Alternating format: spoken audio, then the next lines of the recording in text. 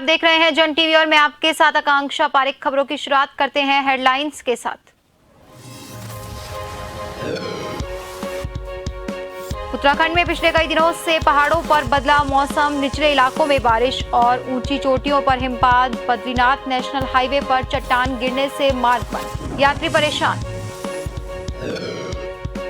उत्तराखंड के अल्मोड़ा में सीएम धामी का दौरा, श्री कल्याणी का हिमालय देवस्थानम के वार्षिक उत्सव में की शिरकत। 1100 कन्याओं का किया पूजन और श्री यंत्र की विधिवत पूजा।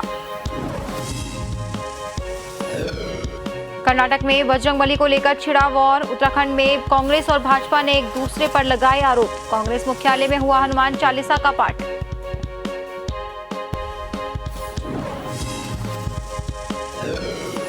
मुख्य सचिव एसएस संधू ने की घोषणाओं की समीक्षा, चंपावत में समय सीमा निर्धारित किए जाने के दिए निर्देश। मामले में भाजपा और कांग्रेस का पलटवार।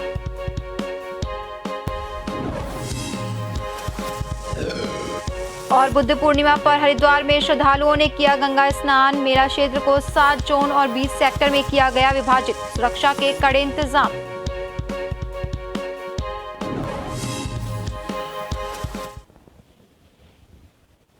और अब खबरें विस्तार से। विगत कुछ दिनों से पहाड़ों में मौसम का मिजाज बदला हुआ है, जिसके चलते निचले इलाकों में रिकॉर्ड तोड़ बारिश हो रही है और ऊंची चोटियों में लगातार हिमपात जारी है। बड़ी बात तो ये है कि देर शाम से हेलंग के पास में बद्रीनाथ नेशनल हाईवे के ठीक ऊपर से भारी चट्टान टूटने से यात्रा मार्ग पूरी तरह से बंद पड़ गया, जिसके चलते तीर्थयात्रियों को भारी दिक्कतों का सामना करना पड़ा। आपको बता दें, सड़क मार्ग खोलने का काम पूरी रात भर चलता रहा और आखिरकार आज सुबह सभी तीर्थयात्रियों के लिए बद्रीनाथ नेशनल हाईवे पूरी तरह से खोल दिया गया। आपको बता दें, सैकड़ों की तादाद में वाहन दोनों तरफ फंसे रहे। स्थानीय लोगों से लेकर गिरती यात्रियों की इस दौरान भारी दिक्कतों का सामना करना पड़ा।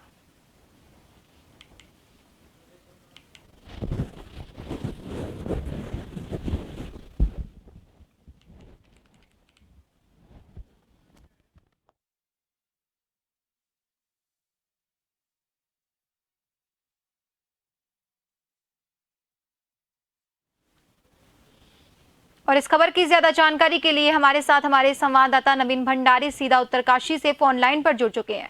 नवीन, जैसा कि कुछ समय से केदारनाथ में पहले ये चीजें हुई कि वहां का रास्ता रोक दिया गया और अब बद्रीनाथ में भी सेम चीजें हुई, तो कैसा है वहां का मौसम का मिजाज और लगातार ये जो रास्ते रोके जा रहे हैं, इसको लेकर यात्रियों को कितना दिक्कत का सामना करना पड़ रहा है? जी बिल्कुल बताना चाहूंगा कि जिस तरह से लगातार पहाड़ियों में लगातार बर्फबारी हो रही है, वहीं निचले इलाकों की अगर हम बात करना चाहें तो निचले इलाकों में रिकॉर्ड तोड़ बारिश हो रही है, जिस कारण निचले इलाकों का जनजीवन भी अस्त व्यस्त हो चला है। और वहीं बात करें भगवान बद्री विशाल जी के धाम की, तो बद्री विशाल जी के धाम में कभी कभी अचानक हल्की बूंदेबांदी भी हो जा रही, कभी अचानक पहाड़ियों में बर्फबारी भी देखने को मिल रही है, जिस कारण थोड़ी ठंड ने दस्तक जरूर दे दी है भगवान बद्री विशाल जी के धाम में। वहीं बात करें केदारनाथ धाम की, तो केदारनाथ धाम में भी लगातार रुक रुक कर बारिश और बर्फबारी का दौर अभी भी जारी है। जी, जैसा कि कल ही केदारनाथ धाम के जो है वो यात्रा वापस से खोली गई थी, रास्ते खोले गए थे और ऐसे में कल वहां पर एक ग्लेशियर टूट गया था भैरव नाम का और इस वजह से वापस से यात्रा जो है वो बंद कर दी गई थी। तो इसको लेकर प्रशासन की क्या तैयारियां हैं, क्योंकि लगातार जो है दोनों ही धामों के रास्ते जो हैं वो बंद होते जा रहे हैं, कहीं ना कहीं भूस्खलन हो रहा है, तो कभी मौसम का मिजाज बदल रहा है। जी बिल्कुल बताना चाहूंगा कि जिस तरह से पहाड़ों से लगातार जो ग्लेशियर टूटने का सिलसिला आज भी जारी है लगातार। हालांकि अगर प्रशासन की बात की तो प्रशासन की पूरी तैयारियां लगातार दोनों धामों में देखी जा रही है। हालांकि अगर चमोली जिले की अगर यहाँ पर बात होती है, चमोली जिले में लगातार प्रशासन लगातार मुस्तैदी के साथ जगह जगह पर खड़ा हुआ है। वहीं पुलिस के आला अधिकारी, तमाम जवान, पुलिस प्रशासन की टीम लगातार दोनों धामों में लगातार नजरें बनाई हुई है। और बड़ी बात तो यह है कि जिस तरीके से लगातार मौसम का जिस तरह से लगातार मिजाज बदल रहा है, हालांकि पहाड़ों में आज भी रुक रुक कर बारिश और बर्फबारी का दौर जरूर देखा जा रहा है। ऐसे में जो आने वाले दिन होंगे, अगर यदि ज्यादा बर्फबारी और ज्यादा बरसात होती है तो यात्रा पर इसका काफी असर पड़ सकता है। जी नवीन, मौसम को देखते हुए जैसा कि प्रशासन बार बार चेतावनी दे रहा है कि यात्रा जो है वो मौसम के मुताबिक ही करें, तो ऐसे में कहीं ना कहीं क्या यात्रियों की संख्या का इस पर कोई असर पड़ रहा है? जी बिल्कुल, जिस तरह से लगातार प्रशासन की जो जानकारी के अनुसार लगातार तीर्थ यात्रियों को जानकारी दी जा रही है कि अपने साथ जो है गर्म कपड़े, तमाम जो सुविधाएं आप ला सकते हैं अपने साथ दोनों धामों में।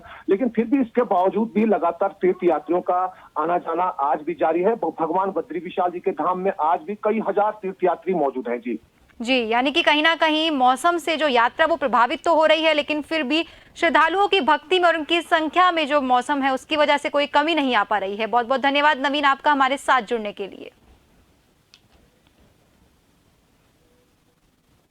उत्तरकाशी में जिलाधिकारी अभिषेक रुहेला चारधाम यात्रा व्यवस्थाओं के सुव्यवस्थित संचालन को लेकर यमुनोत्री धाम में यात्रा व्यवस्थाओं का स्थलीय निरीक्षण किया। यमुनोत्री धाम यात्रियों के साथ विनम्रता और शालीनता का परिचय देते हुए श्रद्धालुओं की यात्रा सुगम और सुरक्षित संपन्न कराने के अधिकारियों को निर्देश दिए।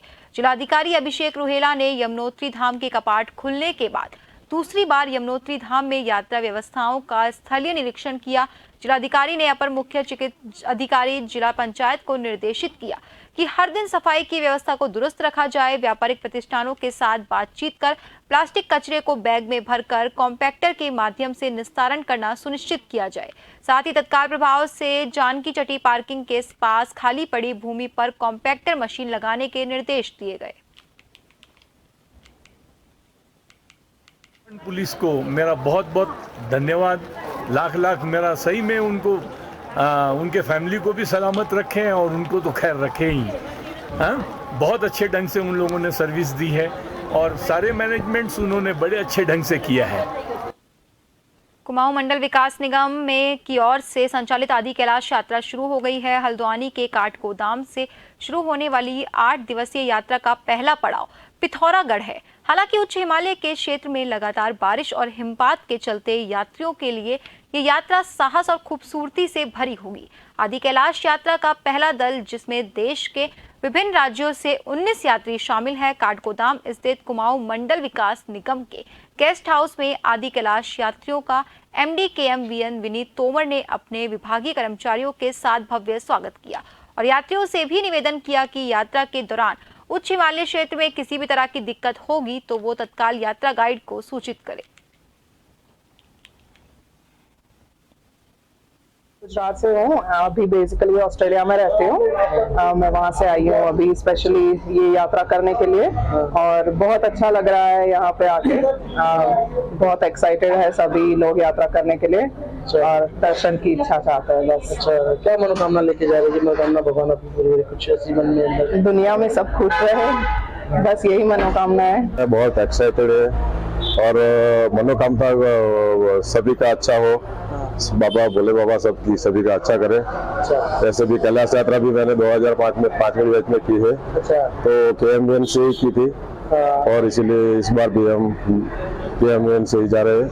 और उसको किस तरह से देख रहे हैं? KMVN की सुविधा बहुत अच्छी है, इसीलिए तो दूसरी हम लोग आदि कैलाश यात्रा के लिए आया था। इन्होंने डॉक्टर मनोज 2018 में ये लोग बुक किया था, लेकिन उस टाइम लैंडस्लाइड का वजह से कैंसिल हो गया। अच्छा, अभी हम लोग फर्स्ट बैच में ट्राई किया, फिर इसलिए आया। देखिए, इस बार हमारी यात्रा आज से प्रारंभ हो रही है। हमने लगभग 34 ग्रुप में यात्रा प्रारंभ करनी है इस बार। 20 ग्रुप जो हैं हमारे मानसून से पहले जाएंगे, जुलाई तक जाएंगे और बचे हुए 14 ग्रुप हमारे अक्टूबर नवंबर में जाएंगे। आज पहला ग्रुप है, इसमें लगभग 19 व्यक्ति यात्रा के लिए जा रहे हैं। ये काठगोदाम से काठगोदाम का जो लेक है, इसमें 8 दिन की यात्रा है। आज यहाँ से प्रारंभ करेंगे, भीमताल, हमारा कैंची धाम, चितई और जागेश्वर होते हुए पिथौरागढ़ जाएगी। कल पिथौरागढ़ से धारचूला जाएगी। धारचूला में हमारे मेडिकल और बाकी जो इनलाइन परमिट की चीजें होती है वो होना है। चारधाम यात्रा के दृष्टिगत श्रद्धालुओं की सहज, सुगम और सुरक्षित यात्रा हेतु SDRF टीमें संवेदनशील स्थानों पर मुस्तैद है। यात्रा आरंभ होने के उपरांत SDRF टीम ने जहां एक और अस्वस्थ, असक्षम, दिव्यांगों, बुजुर्गों, महिलाओं इत्यादि को सुगमता पूर्वक दर्शन कराने में सहयोग किया जा रहा है। श्री केदारनाथ मार्ग पर लिंचौली से आगे भैरव ग्लेशियर और कुबेर ग्लेशियर पर पहाड़ी से ज्यादा बर्फ आने के कारण मार्ग अवरुद्ध हो गया था। इस मौके पर उपस्थित इंस्पेक्टर अनिरुद्ध भंडारी SDRF के नेतृत्व में टीम ने सूझबूझ से तुरंत कार्रवाई करते हुए अवरुद्ध मार्ग को खोलना आरंभ किया। कड़ी मशक्कत के बाद बर्फ को काट काट कर हटाया और श्रद्धालुओं के सुगमता पूर्वक आवागमन के लिए रास्ता खोल दिया गया।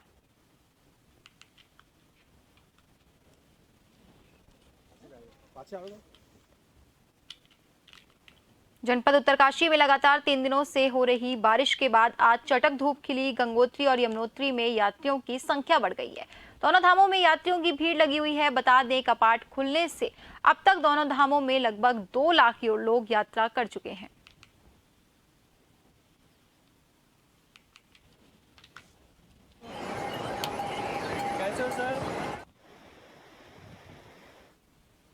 प्रदेश के मुख्यमंत्री पुष्कर सिंह धामी अल्मोड़ा के डोल कल्याणी का हिमालय देवस्थानम के वार्षिक उत्सव कार्यक्रम में पहुंचे।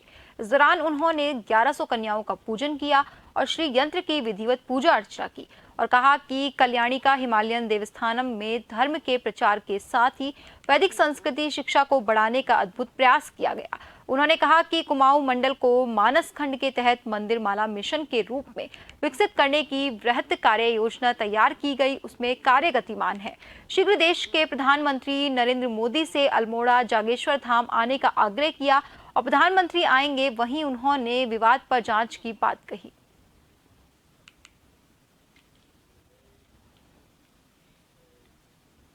उत्तराखंड में बाहरी प्रदेशों के लोगों को अब जमीन खरीदने और व्यापार करने के लिए एक कड़े कानून से गुजरना होगा। क्या है नया कानून और क्या है कुछ नई तैयारी? धामी सरकार ने इस नए कानून को लेकर की है ताकि वेरिफिकेशन के बाद ही बाहरी प्रदेशों के लोग उत्तराखंड में जमीन खरीद पाएंगे। देखिए उत्तराखंड डेस्क की एक खास रिपोर्ट। बाहरी प्रदेशों के लोगों को अब उत्तराखंड में जमीन खरीदने के लिए वेरिफिकेशन के नियम से गुजरना ना होगा। यानी अब उत्तराखंड में जमीन खरीदना पहले जैसे नियमों के मुताबिक आसान बाहरी प्रदेशों के लोगों के लिए होने वाला नहीं है, क्योंकि सरकार कड़े नियम इसको लेकर बनाने जा रही है ताकि बेरोक टोक जमीनी प्रदेश में ना खरीदी जाए। कैबिनेट बैठक में इसको लेकर चर्चा भी हुई है। मुख्यमंत्री पुष्कर सिंह धामी ने जमीन खरीदने के लिए वेरिफिकेशन को मंजूरी भी दे दी है। जो जमीनें हैं पहले बेरोक टोक खरीदी जाती थी, उस पर अब जांच होने के बाद, पूरी पृष्ठभूमि जांचे जाने के बाद कि आखिर किस लिए उत्तराखंड में ज़मीन लेना चाहते हैं, किस लिए वो रहना चाहते हैं, किस लिए आना चाहते हैं, उन सभी चीज़ों की जांच होने के बाद ही अब इस पर निर्णय हो पाएगा। अभी हमने कहा है कि कल से ही जो है इस पर सब पर रोक लग जाएगी। बताया जा रहा है कि जो भी लोग बाहरी प्रदेशों के उत्तराखंड में व्यापार करने या घर बनाने के लिए जमीन खरीदने, उन्हें सत्यापन की प्रक्रिया से गुजरना होगा। इसके लिए उन्हें जमीन खरीदने से पहले वेरिफिकेशन का फॉर्म भरना होगा, जिसके माध्यम से जिस जगह के मूल निवास जमीन खरीदने वाला व्यक्ति, उसके नजदीकी थाने से उसका सत्यापन किया जाएगा। सत्यापन के बाद ही बाहरी प्रदेशों के व्यक्ति जमीन खरीद पाएंगे। सचिव मुख्यमंत्री आर मीनाक्षी सुंदरम ने ये जानकारी देते हुए कहा कि राजस्व विभाग को इसके लिए अध्यादेश लाने के निर्देश दिए गए, यानी कि अध्यादेश आते ही वेरिफिकेशन का नियम प्रदेश में लागू हो जाएगा। मंत्रिमंडल में एक सुमोटो निर्णय था माननीय मंत्रिमंडल का, और उस पर चूंकि प्रशासनिक विभाग राजस्व विभाग है, तो राजस्व विभाग उसको अध्यादेश के माध्यम से करने जा रहे हैं। अध्यादेश के प्रारूप जल्दी सक्षम स्तर पर अनुमोदन लेकर के उसको करेंगे। धामी सरकार के इस फैसले से भाजपा काफी उत्साहित नजर आ रही है। भाजपा का कहना है कि आम जनता भी मुख्यमंत्री के इस फैसले को लेकर सरकार का आभार व्यक्त कर रही है। अपराधी प्रवृत्ति के जो व्यक्ति उत्तराखंड में जमीन खरीदने या कारोबार करने की सोचते हैं, वे उत्तराखंड में जमीन नहीं ले पाएंगे और इससे देवभूमि का जो माहौल है वह शांत ही रहेगा, जिससे ये उत्तराखंड जाना और पहचाना जाता है। वहीं कांग्रेस का कहना है कि जिन लोगों ने उत्तराखंड में जमीन खरीद ली है, क्या सरकार उनका भी वेरिफिकेशन करवाएगी? उत्तराखंड सरकार ने जो अभी निर्णय लेने का फैसला किया है कि जो बाहर का व्यक्ति उत्तराखंड राज्य में जमीन खरीद रहा है या कुछ भी काम करने वाला है, उसके बारे में विस्तृत जानकारी जुटाई जाएगी। अगर वो कहीं आपराधिक प्रवृत्ति का व्यक्ति है, कोई उसके खिलाफ अपराध है, तो ऐसे व्यक्ति को राज्य में जमीन खरीदने और कारोबार करने से रोका जाएगा। क्या अभी तक जो बाहरी व्यक्ति यहाँ जमीन खरीद रहे थे, विगत 6 वर्षों से भारतीय जनता पार्टी सत्ता में है, क्या इन्होंने उनका वेरिफिकेशन किया कि नहीं किया? इसका मतलब आज तक इन्होंने उनका कोई भी कहीं भी कोई भी सत्यापन नहीं किया, जो आए वो खरीद ले। भाजपा उनका भी तो सत्यापन करे जिनको इन्होंने वो दी है, अभी तक जमीन दी है, दान में दी है, कुछ दिया है, उसका भी कम से कम पार्टी को सत्यापन करना चाहिए। बाहरी प्रदेशों के व्यक्तियों के लिए उत्तराखंड में जमीन खरीदने को लेकर सरकार नया कानून बनाने जा रही है, जिसके तहत माना जा रहा है कि अपराधी किस्म के लोगों को प्रदेश में जमीन खरीदना मुश्किल हो जाएगा। ऐसे में देखना यही होगा कि आखिरकार कब तक प्रदेश सरकार इसको लेकर अध्यादेश लेकर आती है और क्या वास्तव में अध्यादेश लाने के बाद आपराधिक किस्म के प्रवृत्ति के लोगों को उत्तराखंड में जमीन नहीं मिल पाएगी। इस पर भी सभी की नजर रहेगी। जन टीवी की रिपोर्ट। मुख्य सचिव डॉक्टर एस.एस. संधू ने सचिवालय में मुख्यमंत्री द्वारा जनपद चंपावत में मुख्यमंत्री के विधानसभा क्षेत्र के लिए की गई घोषणाओं की समीक्षा करते हुए उन्हें सभी घोषणाओं के लिए समय सीमा निर्धारित किए जाने के निर्देश दिए।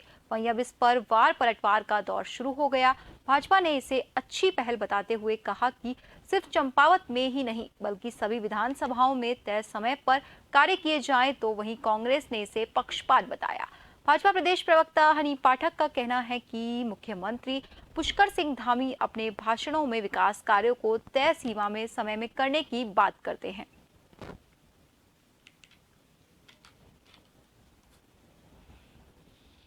ऐसा है, मुख्यमंत्री जी ने अपने भाषण में हर बार ये बात कही है और एक सचिव में नियुक्त करने की बात कही थी उन्होंने चिंतन शिविर के बाद कि हर विधानसभा में एक रिपोर्ट कार्ड तैयार होगा और एक ये तय किया जाएगा कि उस रिपोर्ट कार्ड के तहत जो भी कार्य है वो उस तय सीमा के तहत हुआ है कि नहीं हुआ है। तो ये एक सिर्फ एक चंपावत ही नहीं, हर विधानसभा में उन्होंने ये कह रखा है कि रिपोर्ट कार्ड तैयार किया जाएगा और उसमें देखा जाएगा कि कार्य कितना हुआ है और कितने हद तक उस कार्य को धरातल पर उतारा गया है। तो ये बहुत ही अच्छी पहल है और चंपावत के अलावा सभी विधानसभाओं में इस कार्य को किया जा रहा है। इसको मैं पक्षपातपूर्ण रवैये के रूप में देखती हूँ। केवल चंपावत के विधायक नहीं है पुष्कर सिंह धामी, इस सूबे के मुख्यमंत्री हैं और इस सूबे की हर विधानसभा में विकास कार्य की वही गति होनी चाहिए जो चंपावत में हो, तब तो कोई बात है। लेकिन अगर अपना और पराया इस तरह से करेंगे कि अपनी विधानसभाओं में विकास करेंगे और विपक्षी दल के नेता जहां के विधायक है वहां विकास की आप सुध भी नहीं लेंगे। और मुख्य सचिव ने भी यदि ऐसा कहा है, यदि इसमें सत्यता है कि चंपावत के कार्यों की बार बार समीक्षा होगी और एक टारगेट रखा जाएगा, टारगेट बेस्ड विकास कार्य होंगे, तो ये अपने आप में दुर्भाग्यपूर्ण बयान है, क्योंकि मुख्य सचिव की भी जिम्मेदारी पूरे सूबे की होनी चाहिए। एसडीएम चौक स्थित ज्वाइंट मजिस्ट्रेट आवास पर कांग्रेस कार्यकर्ता जिला अध्यक्ष महानगर कांग्रेस कमेटी राजेंद्र चौधरी के नेतृत्व में इकट्ठा हुए और ज्वाइंट मजिस्ट्रेट के माध्यम से राज्यपाल के नाम एक ज्ञापन सौंपा। आपको बता दें, तहसील परिसर स्थित ज्वाइंट मजिस्ट्रेट कार्यालय पर कांग्रेस कार्यकर्ता जिला अध्यक्ष महानगर कांग्रेस कमेटी राजेंद्र चौधरी के नेतृत्व में इकट्ठा हुए और ज्वाइंट मजिस्ट्रेट के माध्यम से राज्यपाल के नाम एक ज्ञापन सौंपा। ज्ञापन के माध्यम से कांग्रेस कार्यकर्ताओं ने कैबिनेट मंत्री प्रेमचंद अग्रवाल को सरेआम सड़क पर एक आदमी के साथ मारपीट और अभद्रता के चलते मंत्री पद से बर्खास्त करने की मांग की है। मजिस्ट्रेट महोदय को एक ज्ञापन सौंपने के लिए आए हैं जो महामहिम राज्यपाल जी को संबोधित है। उस ज्ञापन के माध्यम से हम श्री प्रेमचंद अग्रवाल कैबिनेट मंत्री उत्तराखंड सरकार को इस आधार पर पदमुक्त करने के लिए हमने ज्ञापन दिया है कि उन्होंने स्वयं और अपने अंगरक्षकों की सहायता से एक आम आदमी को बीच चौराहे पर बीच सड़क पर दौड़ा के पीटा, उसे डर भय दिखाया। चूँकि माननीय मंत्री जी जो हैं उन्होंने संविधान की शपथ लेकर मंत्री बने हैं, तो ये और उनके खिलाफ इस मामले में एक एफआईआर भी दर्ज होगी है, तो ये पर्याप्त कारण है उनको पदमुक्त किए जाने का और ये विशेषाधिकार भी है महामहिम राज्यपाल महोदय का। कांग्रेस जन हमेशा से जो है जनता के साथ खड़ी हुई है और उत्तराखंड की जनता का समर्थन करती है। ये भाजपा के करनी और कथनी का ही फर्क है कि वो अपने एक नेता को, अपने कैबिनेट मिनिस्टर को हटाने का कार्य नहीं कर रही है, जबकि वो कैबिनेट मिनिस्टर पहले भी भर्ती घोटाले के अंदर लिप्त रहा है। उसको तब भी हटाने की मांग की गई थी, लेकिन आज तक उसको हटाया नहीं गया, बल्कि उसका उल्टा प्रमोशन करके उसे शहरी विकास मंत्री बना दिया गया। हम इस बात की अपील करते हैं अपने महामहिम से भी, राज्यपाल से भी और मुख्यमंत्री से भी कि अगर वो जीरो टॉलरेंस की बात कर रहे हैं तो जीरो टॉलरेंस के तहत उन्हें अब तक जो है अग्रवाल को जो है प्रेमचंद अग्रवाल जी को तुरंत प्रभाव से हटा देना चाहिए था। कांग्रेस ने प्रदेश भर में भाजपा सरकारों को बुद्धि शुद्धि के लिए हनुमान चालीसा का पाठ किया। ब्लॉक से लेकर जिला और कांग्रेस मुख्यालय में हनुमान चालीसा का पाठ हुआ। ऐसे में बीजेपी ने कांग्रेस पर तंज कसते हुए कहा कि आज तक वो सनातनी नहीं थे, लेकिन कम से कम भाजपा ने उन्हें सनातनी बनाना तो शुरू कर दिया। बीजेपी ने कांग्रेस पर चुटकी लेते हुए कहा, कम से कम कांग्रेस को सद्बुद्धि तो आई। पहले उन्होंने राम का नाम लेना शुरू किया और अब हनुमान जी का। बीजेपी का कहना है कि कर्नाटक में तो उन्होंने कहा बजरंग बली को बंद कर देंगे और यहाँ हनुमान चालीसा कर रहे हैं, तो ये कांग्रेस का दोहरा चरित्र है। लेकिन दोहरे चरित्र में भी कांग्रेस कम से कम सनातन धर्म को अपनाने की बात तो कर रही है। देखिए, कांग्रेस को सुदबुद्धि आई है। पहले उन्होंने भगवान राम का नाम लेना प्रारंभ किया, अब उनके जो भक्त हैं हनुमान जी, बजरंग बली जी, उनका नाम लेना प्रारंभ कर दिया है। कर्नाटक में तो उन्होंने कह दिया कि जो बजरंग बली हैं उनको सब बंद कर देंगे, उनको बैठा देंगे, जेलों के अंदर डाल देंगे। और यहाँ जो है हनुमान चालीसा कर रहे हैं, तो दोहरा चरित्र है। लेकिन एक तरफ हम ये भी कहेंगे कि इस दोहरे चरित्र में कम से कम सनातन भूमि में कर रहे हैं, तो सनातन धर्म को अपनाने की बात कर रहे हैं। आज तक तो सनातनी थे नहीं, तो कम से कम भारतीय जनता पार्टी ने उनको सनातनी बनाना प्रारंभ कर दिया। कुपड़ लोगों की बातों पे बात नहीं करनी है।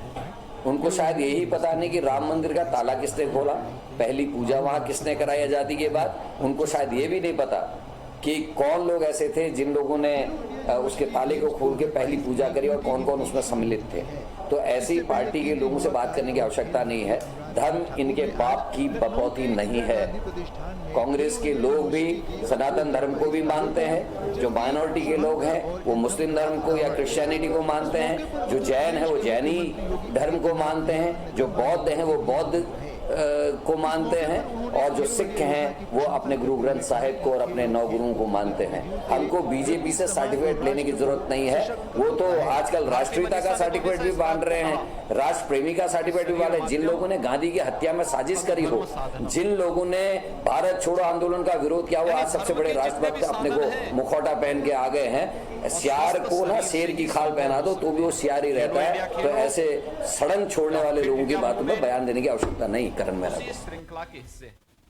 मोटे अनाज की उपयोगिता को वैश्विक पहचान दिलाने के उद्देश्य से साल 2023 को अंतर्राष्ट्रीय मिलेट वर्ष घोषित किया गया है, जिसके उपलक्ष्य में देवभूमि उत्तराखंड यूनिवर्सिटी में अंतर्राष्ट्रीय मिलेट वर्ष मनाया गया। इस मौके पर कृषि मंत्री गणेश जोशी ने मोटे अनाज के प्रति जागरूकता हेतु स्मारिका पुस्तक का विमोचन किया। इस मौके पर कृषि मंत्री गणेश जोशी ने कहा कि स्वस्थ जीवन शैली के लिए मोटा अनाज बहुत ज्यादा जरूरी है, जिसका उपयोग हमें अपने दैनिक आहार में बढ़ाना होगा। करोड़ रुपए की व्यवस्था बजट में मिलेट्स के लिए की है और मैं बधाई देना चाहता हूं माननीय प्रधानमंत्री जी को और मुख्यमंत्री जी को कि उनकी कृपा से आज उत्तराखंड देश का पहला राज्य है जहां मड़वे का MSP 35 रुपये 78 पैसे घोषित हुआ है। मैं आभार करना चाहता हूं माननीय प्रधानमंत्री जी का, जो हम राष्ट्रीय खाद्य सुरक्षा में 5 किलो फ्री राशन देते हैं, उसमें 1 किलो हम मड़वा देंगे। इसको देने का आशय यह है कि लोगों को लगे, क्योंकि हमारे 13 लाख कार्ड धारक इसमें राशन लेते हैं, उनको लगा कि 13 लाख किलो तो सरकारी खरीद लेगी। हमने मिड डे मील में जो बच्चों को खाना देते हैं उसमें हम झिंगोरा दे रहे हैं। और मिलेट्स को कैसे बढ़ावा दिया जाए, तो इसके लिए मिलेट्स के अभी 2 बड़े भोज हमने एक राजश्री विधानसभा में और मुख्यमंत्री जी के यहाँ किए थे। अभी मिलेट्स के 2 बड़े मेले, एक देहरादून में 13, 14, 15, 16 को और एक अक्टूबर में हल्द्वानी में लगाने जा रहे हैं। राज्य सरकार ने केदारनाथ हेली सर्विस के नाम पर ठगी पर लगाम लगाने के लिए ऑनलाइन बुकिंग की जिम्मेदारी IRCT को सौंपी, लेकिन साइबर ठगों ने एक कदम ऊपर निकलकर इसका भी तोड़ निकालकर ठगी करना शुरू कर दिया। IRCT के पास फिलहाल रेलवे टिकट बुकिंग का जिम्मा है, लेकिन साइबर ठगों ने केदारनाथ हेलीकॉप्टर सर्विस के नाम पर IRCTC के पैरेलल एक फर्जी IRCTC की वेबसाइट तैयार की, जिससे ठगी की घटना को अंजाम दे रहे हैं। वहीं उत्तराखंड साइबर पुलिस ने अभी तक केदारनाथ धाम के नाम पर करीब 15 फर्जी वेबसाइट को बंद करवाया और साथ ही 12 अन्य फर्जी साइट्स को भी बंद करवाने की तैयारियां चल रही है। साथ ही केदारनाथ हेली सर्विस के नाम पर ठगी कहीं ना कहीं पुलिस के लिए चुनौती बनी हुई है। इसमें टूरिज्म डिपार्टमेंट के द्वारा जो यूकाडा के द्वारा अनुबंध किया गया है, उसमें केवल IRCTC के माध्यम से ही हेली सर्विसेज की बुकिंग केदारनाथ धाम के लिए की जा सकती है। तो IRCTC की जो ऑफिशियल वेबसाइट है उसके अलावा और कोई भी अगर वेबसाइट पर आपको केदारनाथ धाम की टिकट्स नहीं मिल सकती हैं, तो बाकी सारी वेबसाइट्स अगर कोई क्लेम करता है कि वो टिकट बुक करा सकता है तो वो फर्जी है। देखिए, जैसा कि मैंने बताया अभी कि केवल IRCTC के द्वारा ही केदारनाथ धाम में हेली सर्विसेज के लिए टिकट्स बुकिंग की जा रही है। तो सभी लोगों से अपील रहेगी कि अन्य किसी प्रकार की झांसे में ना आए, किसी प्रकार के एजेंट के संपर्क में ना आए, और अगर आपको टिकट बुक कराना है तो स्वयं IRCTC की वेबसाइट पर जाकर ही कराएं। लक्सर की सुल्तानपुर चौकी पुलिस ने एक आरोपी को चेकिंग के दौरान लक्सर के पीपली पुल से 4.35 ग्राम अवैध स्मैक के साथ गिरफ्तार किया। वहीं लक्सर कोतवाल अमरजीत सिंह ने बताया कि मुख्यमंत्री उत्तराखंड के नशा मुक्त देवभूमि मिशन 2025 को साकार सफल बनाने हेतु SSP अजय सिंह के निर्देश पर मादक पदार्थों की तस्करी करने वाले आरोपियों की धरपकड़ के लिए अभियान चलाए जा रहे हैं।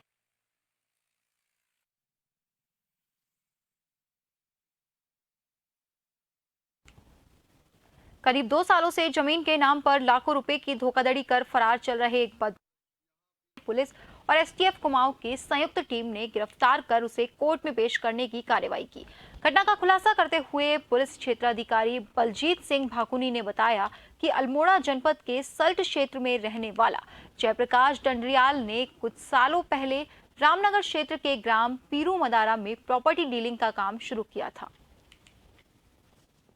देखिए, जयप्रकाश नाम का एक व्यक्ति था जो यहाँ पर काफ़ी समय पहले प्रॉपर्टी डीलिंग का काम करता था। इसी प्रॉपर्टी डीलिंग के उपरांत इसके द्वारा 3 लोगों से धोखाधड़ी करके पैसे लिए गए, जिसके संबंध में 3 अलग अलग अभियोग पंजीकृत थे और 2 अभियोगों में ये वांटेड चल रहा था। आरोप पत्र न्यायालय प्रेषित किया जा चुका था, एक विवेचनाधीन था और इसके विरुद्ध 50,000 का इनामी था, जिसे आज STF और रामनगर पुलिस द्वारा गिरफ्तार किया गया, गिरफ्तार करके जेल भेजा जा रहा है। रामनगर क्षेत्र में 2 अलग अलग स्थानों पर 2 लोगों ने संदिग्ध रूप से फांसी लगाकर आत्महत्या कर ली। घटना के बाद मृतकों के परिजनों में कोहराम मचा हुआ है, तो वहीं पुलिस भी मामले की जांच में जुट गई है। पुलिस द्वारा दोनों शवों को कब्जे में लेकर पोस्टमार्टम कराने के बाद शव परिजनों को सौंप दिए गए। थाना रामनगर क्षेत्र में 2 अलग अलग सूचनाएं प्राप्त हुई है। पूछड़ी में एक 21 वर्षीय युवक ने फांसी लगाकर आत्महत्या कर ली और कल रात ही एक सूचना पीरू मदारा क्षेत्र में मिली है, जिसमें एक अन्य युवक ने फांसी लगाकर आत्महत्या कर ली। दोनों के शव को पुलिस ने कब्जे में लेकर पोस्टमार्टम के लिए भिजवा दिया है और उनके परिजन मौके पर हैं और इस संबंध में जो भी आवश्यक जानकारी की जा रही है और जानकारी के बाद आवश्यक वैधानिक कार्रवाई की जाएगी। बुद्ध पूर्णिमा स्नान पर श्रद्धालुओं का महाप्रयाण हुआ, इसीलिए वैशाख पूर्णिमा को बुद्ध पूर्णिमा के रूप में मनाया जाता है। आज चंद्रग्रहण भी है। हरिद्वार में श्रद्धालुओं की भीड़ को देखते हुए हरिद्वार पुलिस